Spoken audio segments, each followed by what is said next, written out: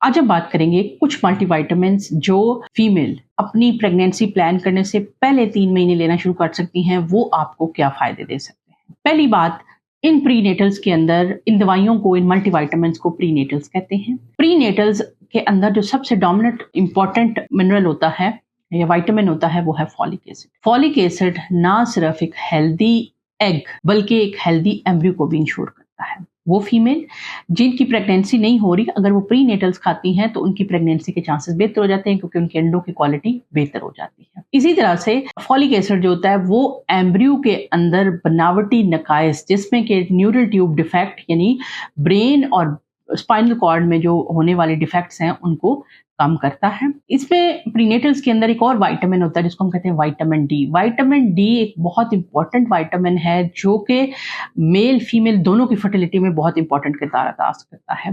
Vitamin D fertilisation में बहुत important है और एम्ब्रियो बनने के बाद यूट्रस की दीवार के साथ चिपकने, इम्प्लांटेशन में बहुत जो है वो इम्पॉर्टेंट है।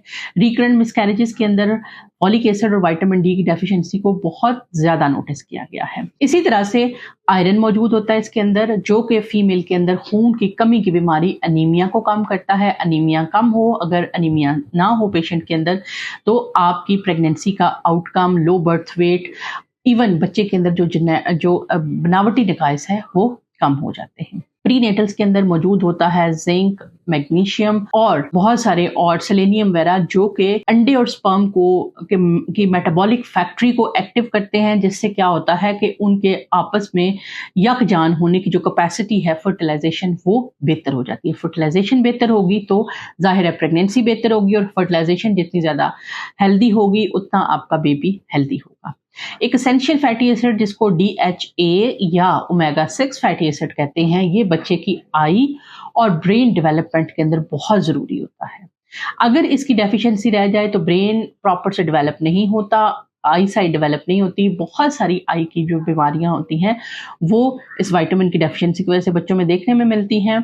तो अगर आप प्रीनेटल्स लेंगे तो ये उसका पार्ट होता है और आपको इसकी कमी नहीं होगी, इसलिए आपकी बच्चे की ब्रेन और आई डेवलपमेंट बहुत प्रॉपर से होगी। कोलिन एक ऐसा रेयर पाया जाने वाला विटामिन है जो कि डाइट में अंडे की जर्दी के अंदर होता है, लेकिन अगर आप सप्लीमेंट में देखो तो ये प्रीनेटल्स में मौजूद होता है, अच्छे प्रीनेटल्स के अंदर, और ये आपके बच्चे के जो न्यूरॉन्स का नंबर होता है उसकी डेवलपमेंट में बहुत इंपॉर्टेंट होता है। तो अगर आप प्रेगनेंसी प्लान कर रहे हैं, कुछ नहीं कर सकते, प्रीनेटल्स लें और वो अपनी डाइट के अंदर ऐड करें।